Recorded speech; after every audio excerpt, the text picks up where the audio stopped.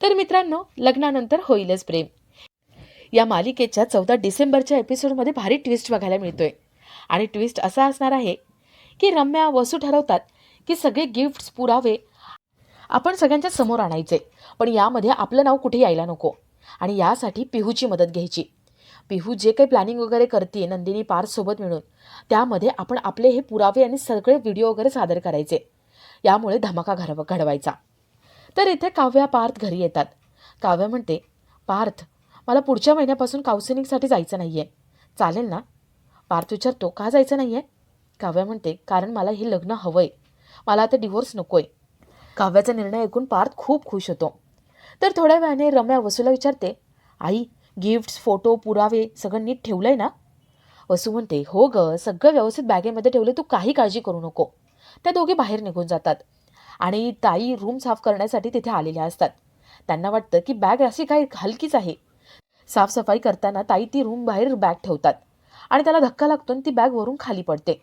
खाली मानिनी उभी असते. मानिनी समोर ती बॅग येऊन थांबते. त्या बॅगेतून काही पुरावे बाहेर पडतात. मानिनीला तर सगळं माहिती असतं.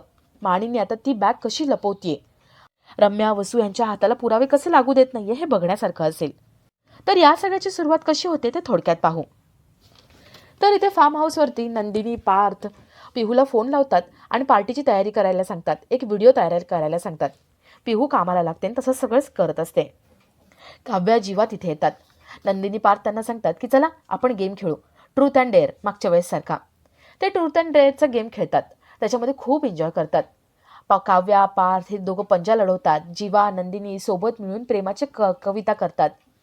आणि हा ट्रूथ अँड डेअरचा गेम चालू असताना नंदिनी काव्याला ट्रूथ विचारते. ती काव्याला म्हणते, काव्या, असं कुठलं सिक्रेट आहे का जे तू मला सांगितलं नाहीस?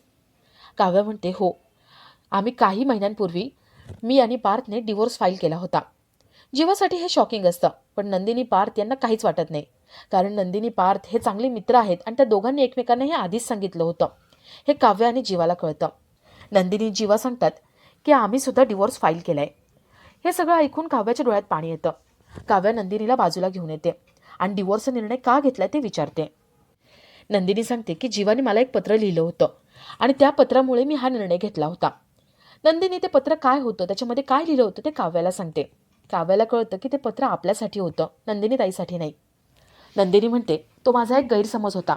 मला त्यानंतर खूप वेळानंतर कळलं की ते पत्र माझ्यासाठी नाही, मिस केसाठी होतं.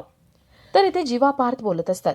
जीवा विचारतो, दादा, काव्य आणि तू डिवोर्स का फाईल केला होता? असं काय झालं होतं? तुमच्यामध्ये तर सगळं बरं चाललं होतं. पार्थ सगळं सांगतो. काव्याने डिवोर्स लॉयरला घरी बोलवलं होतं. तो पार्थचा क्लायंटच नव्हता. आणि त्यानंतर काव्याने तिचं अफेअर होतं याबद्दल सांगण्याचा प्रयत्न केला होता. भूतकाळ आहे ते सांगण्याचा प्रयत्न केला होता, पण मी तो ऐकून घेतला नाही. जीवा म्हणतो, तिचा भूतकाळ एकदा ऐकून तरी घ्यायचा होता ना? पार्थ म्हणतो, नाही, मला नाही इंटरेस्ट. तिच्या आयुष्यामध्ये एक मुलगा होता, आता नाहीये. तिच्या आयुष्यामध्ये मी आहे, बस झालं. नंदिनी पार्थ त्यांच्या जोडीदारांना एवढं समजून घेत आहेत हे बघून जीवा काव्याला बरं वाटतं. थोड्या वेळाने पुन्हा त्यांचा गेम चालू होतो. ते चौघंही आईस्क्रीम खातात, एन्जॉय करतात, गाणे वगैरे गातात. आणि ते सगळे ठरवतात की आता यापुढे एकमेकांपासून काहीही लपवायचं नाही, सगळं शेअर करायचं. आपण चौघं एक टीम आहोत. तर इथे रम्या वसू डिनर करून सेलिब्रेट करून घरी येतात. त्या दोघी खूप खुश असतात. रम्या म्हणते, आई, आपण हे सत्य सांगून टाकायचं, सगळ्यांना सांगायचं. वसू म्हणते, आपण सगळ्यांना सांगू गं, पण सगळ्यांना सांगितल्यावरती हे सगळं आपल्यावरती शेकेल. आपण काहीतरी असं करू ना की ज्यामुळे आपलं नाव पुढे येणार नाही. आपण कुणाला तरी पुढे केलं पाहिजे. त्या दोघे विचार करतात की बलीचा बकरा कुणाला बनवायचं. आणि तेवढ्यात त्यांना समोर पियू दिसते. रम्या म्हणते, आई, बळीचा बकरा समोर आहे. त्या दोघी खूप खुश होतात आणि आपला आजचा हा भाग इथेच संपतो. तर मालिकेच्या 14 डिसेंबरच्या एपिसोडमध्ये की रम्या वसू पिहूकडे जातात आणि त्यांना जे करायचे ते काम करून घेतात. तर इथे काव्या पार्थ घरी आलेले असतात. काव्या म्हणते, पार्थ, मला डिवोर्स नकोय, मला तुमच्यासोबत राहायचे, मला लग्न हवंय. पार्थला खूप आनंद होतो. तर इथे रम्या वसू घराबाहेर पडत असतात. रम्या म्हणते, आई, गिफ्ट्स, फोटो, पुरावे नीट ठेवले ना? वसू म्हणते, हो गं, नीट ठेवले, तू काही काळजी करू नको. त्या दोघी बाहेर निघून जातात. साफसफाई करण्यासाठी ताई घरामध्ये येतात, रूममध्ये येतात. त्या ताई रूम साफ करत असतात आणि बॅग थोड्या वेळेसाठी रूमच्या बाहेर ठेवतात. त्या बॅगला धक्का लागतो आणि ती बॅग वरून खाली पडते. ती बॅग मानिनीच्या बरोबर समोर येऊन पडते. आता मानिनी हे सगळे पुरावे वगैरे सगळे कसं गायब करते हे बघण्यासारखं असेल.